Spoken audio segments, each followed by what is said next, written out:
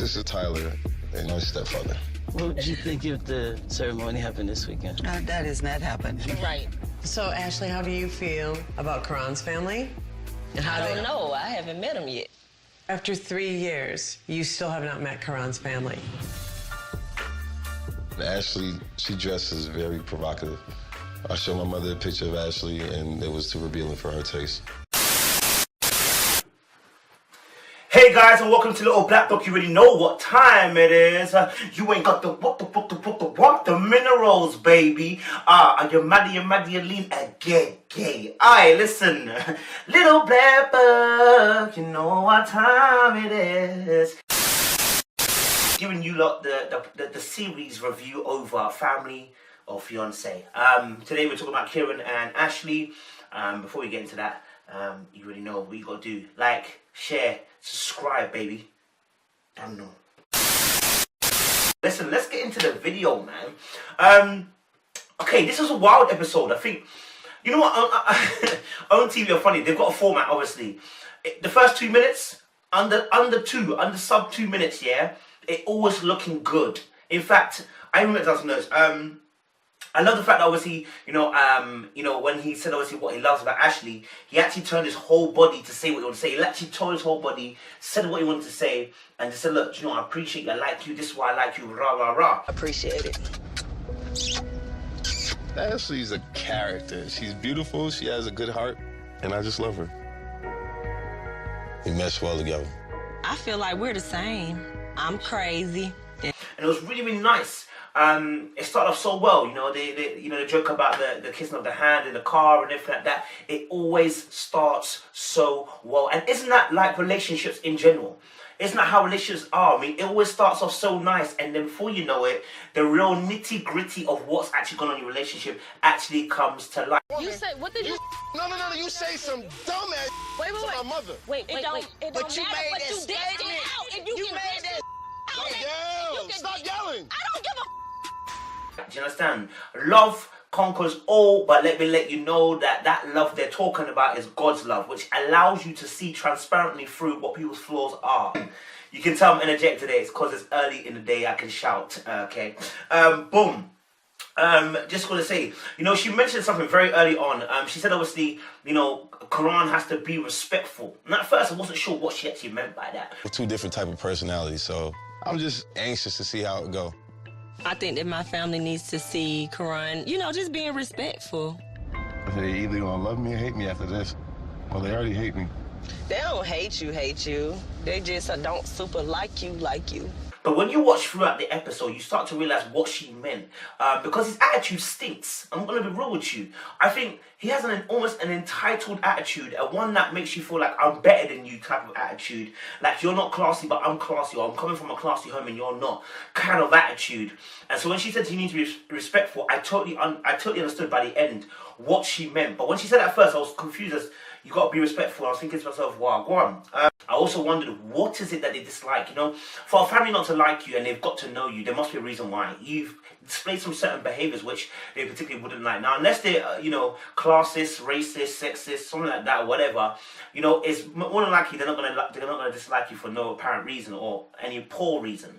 So it must be something that you're doing that's causing them to be that way. And we see that throughout the, you know, the course of the actual, you know, this episode that, you know what, when it comes to arguments, the way he deals with it is inappropriate, it's disrespectful, and the way he even comes at her at times, I'm confused because he's at fault too. How are you coming at someone with such vibranium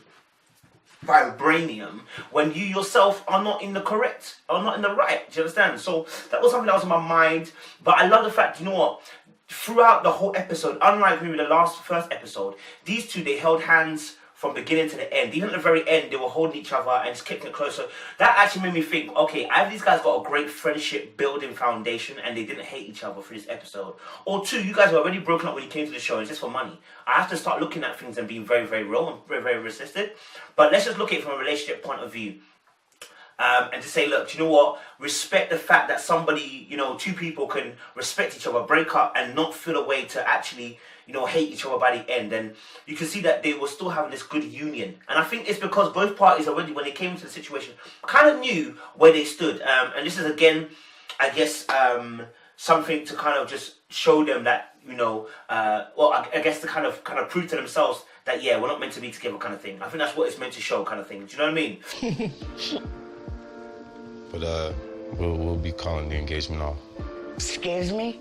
Can you repeat that? Mama said we'll be calling the engagement off. Hey, get your Rabina, baby. You know I'm trying to get the sponsorship, right? You know, Rabina, hold up, man. You get me? Listen, somebody at Rabina for me. Listen, boom. Let's do this thing quick. Jesus turns water into wine. I turn it into Rabina because I haven't got the power of Jesus. Amen. All right, let's get back into the video. Boom. Yeah. The mum and the sister obviously said, you know, the mum and the sister of Keron obviously said that. Why didn't you bring her and introduce us to her beforehand? For Ashley and... But you gotta remember, they all been around Keron, right, so they all seen him, and you just met her. My daughter's class. This wedding's not happening. And I was wondering why. What's their opinion of of Ashley? Bearing in mind that we find out later on they haven't actually met Ashley. He's never brought her to their family. So how would they know anything about her? They would know anything about her just because of what he said. And this is what I have to say to you guys. What are you saying to your parents?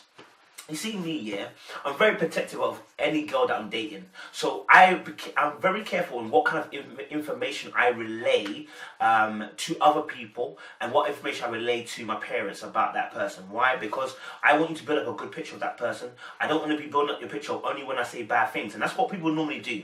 They only tell their parents or tell people around them the bad things about what their partner does. And therefore, when they do that, the person's only got a negative image of the person. So I can understand why the family, you know, in the circle time when they had to explain why they don't want her to be with their son, with Keron, when Keron's mom was saying she doesn't want Ashley to be with her son, I can understand why. Do you know? To marry a godly woman, a woman that's going to cover you in prayer, someone who's very classy. I just don't believe that Ashley is the wife for you. I mean, because you've told her all these stuff. You know what I mean? They haven't met her yet, but they know because of what you said. So that was important, and obviously with you know, Ashley's mum and girlfriend, stepmom, and best friend Kenya. You know, it's interesting that they had their opinions, and because, you know, like I said, they've met Keron, so they know where he's coming from because they've actually seen him in action. And if they've picked up maybe on those small little things where they've had conversations and debates and arguments and how he actually displays himself, then you know already that, you know what, he's not going to get vouched for. And that's one thing I've actually kind of learned, that, you know, if you're in a partner with somebody, you know, you need to make sure one thing, how you act in front of their parents is very important, because you may need them down the line to actually vouch for you in front of your partner, because something might happen later on in the marriage or even down the line of your relationship. 2, your partner must always check their parents and not you. I think it's always important that, you know, when it comes to certain things, that you must check your parent. Don't let the other person feel such a way that now they're almost feeling like they want to check your parent. You check your parent. If your parent's moving mad, check him. Listen, I don't want to hear nothing about you ain't got a scrotum or no balls to actually check your parents. If your parents are moving mad, let them know you're moving mad. And the reason why you do that is because you're not marrying your parents. You know, you're marrying the person in front of you. Do you get what I'm saying? So you have to be very, very careful. Sometimes check the parent, because what they're saying is inappropriate and it's disrespectful, it's distasteful, it's rude to the other person. Remind the other person's a human being.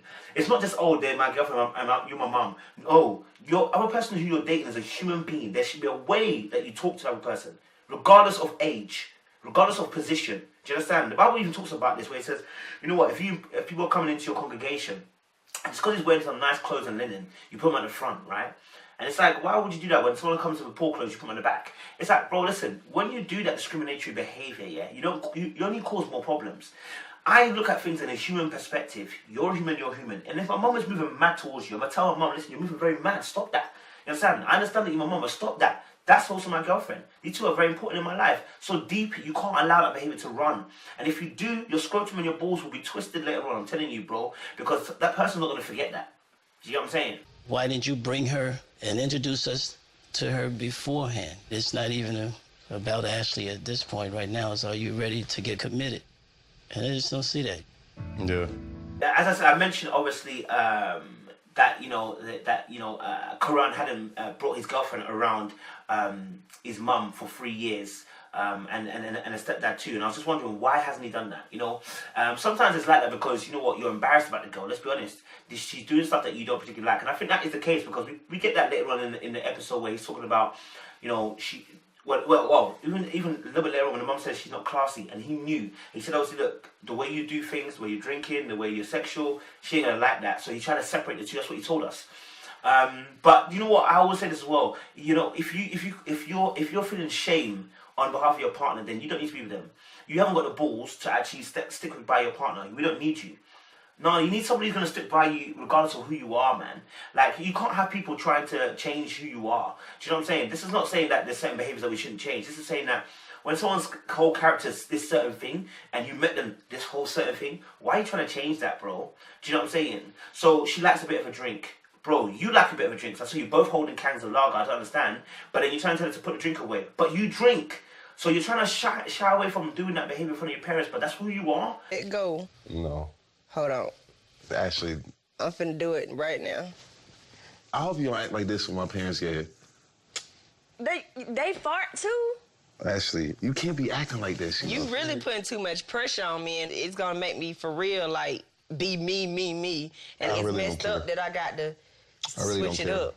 So you're presenting a false truth to your parents, and this girl can't do it because that's her truth. And you see when people hold truth and some people don't hold truth, how you become unyoked in that. Do you know what I'm saying? So deep it, like even people who are not talking about Christianity and that, you can become unyoked because one person wants to hold the truth to who they are, the other person doesn't want it, wants to be fake. And Keron was being fake. I'm sorry to say it. You can't do that in a relationship. Own your truth. You like to drink. You like to have you like to have sex with your girlfriend, and your girlfriend likes to have sex with women, and you like it. You liked it before. And I don't want to hear this, oh, I like it when we're not in a relationship. When I want to get married, when I want to get married, I don't like it. Sorry, what's the difference between you getting married and you being single? There's no difference. It's only a ring. It's only that the ring signals commitment, but you should be committed before then. Do you know what I'm saying? So anybody who doesn't back you now, that's what Jesus said. Listen, anybody who denies me now, I will deny them in front of the Father. Don't think that when you do it here in a single part, or when we're not married, you're gonna start doing it in marriage. Or don't think that because you started doing. Let's pause. All right, cool. Obviously, when he said about his mother, the mother feels a certain way towards Ashley's provocating dressing. I can see the hurt in Ashley's eyes. Do you know what I'm saying? You came and saw me dressing sexy, and you're trying to make me cover up. Your mom, I don't have too much boob out, do I? No, not today. Not today? You look very wholesome. My mom was a very religious person. I know what Ashley is, I know who my mother is. So I try to keep that separate.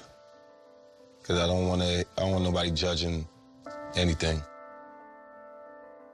I really hope that we really for real get along. It goes two ways, you know. There's a level, you know what I'm saying? And I understand his point of view in a sense of the fact that there is a time and place, and there really is. There's a time and place. But you know what? The way this girl is, you know that's her character. You know what I mean? So this is how she is, man. Like, she likes to be sexy, she likes to dress provocating. You like that. That's what drew you in. That's what you said, obviously, you didn't see how beautiful she became. You weren't seeing the beauty, you were seeing the bum and the breast, let's be honest. You know, like when most people say that, they don't. Did you get to know the mind? Did you get to know the mind? You see, if I get to know your mind, yeah, the way that you dress and everything, that could potentially change when I suggest it, because I've got to know your mind, and you know that I've got your best interests at heart. What people often do is see you from the outside, sex you, get involved with you physically, then are trying to change who you are without actually knowing who you are. Do you understand? So deep it, that person's going to feel like you rejected them, rather than if you actually got to marry the person's mind, got to know them, then you can actually be like, look, babe, do you know what, like, you are so beautiful. And when she hears beautiful, she's gonna believe what you're saying. But when you're saying beautiful, she knows she's attaching that to sex, because that's what you've presented all the time. Do you know what I'm saying? So when you even said, you know, Ashley's so beautiful, I was looking at that. Are you sure? Because you were just talking about how, you know, she grew her arse and that's why she's matured and stuff. So she's gonna remember those things, bro. Don't get twisted. Everybody wants to be desired physically still, but that pales in comparison in the long run to being accepted for who you are mentally. Do you know what I'm saying? He mentioned about his lifestyle choices. His mom wouldn't like that, and Ashley obviously was like, "Well, I didn't even know that you didn't like that. Like, what's going on? Like, you never mentioned this to me." And I think a lot of that conversation hasn't been had. I think some parts have been had, like knowing obviously the mom doesn't really like Ashley, but I think in the depths of obviously like when she said, "Oh, your mom's holy." A lot of stuff I do. What other aspects of your lifestyle does she have a problem with? I shouldn't drink. She don't like that I drink. She don't like that I smoke. She don't like none of that. She's holy. She is. She's real traditional. Like, raw, okay, cool. Like, she didn't know that, bro, because you ain't really said that. And again, how much communication have you mentioned about your mum to Ashley? Because a lot of things sound like a surprise to Ashley. Do you feel what I'm saying? I just think to myself, those kind of conversations, that's why I said to you, changing somebody when you haven't had confident and deep, meaningful conversations is a problem. I've been there, I've done it. And I always say that, you know, when I'm saying something, it's because I've experienced most of the time what I'm saying. And like, I dated somebody and I remember telling the person, like, you're just a bit sexy, but when I've met you, that's how you're dressing. And I haven't got to know the person's mind. I'm trying to change them behaviorally, but I've not known the person's heart yet, bro. Do you know what I'm saying? And so I realized that, do you know what, God showed me that causes people to feel rejected. Do you know what I'm saying? God doesn't even do that to you. God doesn't ask you to change your behavior instantly. No, he said, let me touch your heart first.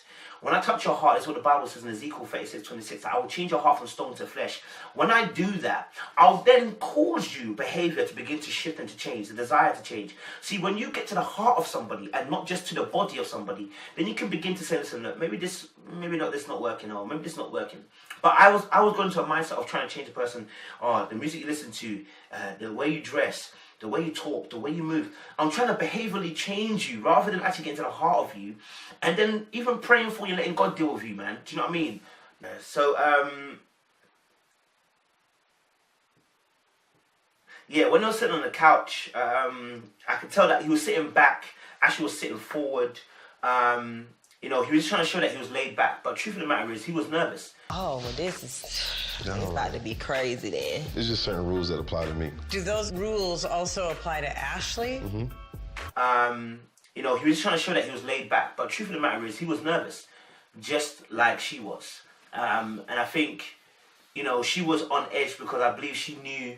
They both know where they're at the moment. They both know that, do you know what, it's a Tippenberg. And they really were waiting. I guess they're just kind of waiting for the thing to happen so that they can actually make the move. Do you know the ones? But you're hoping that somebody would say it. Do you know what I mean? But this 3 days obviously exposed what was already in their minds, I believe. So that was another thing as well. Do what you want. So I can be myself? Just know the consequences that come with it. Well, there ain't no I'm grown. All right. No consequences. Consequence these. I just play.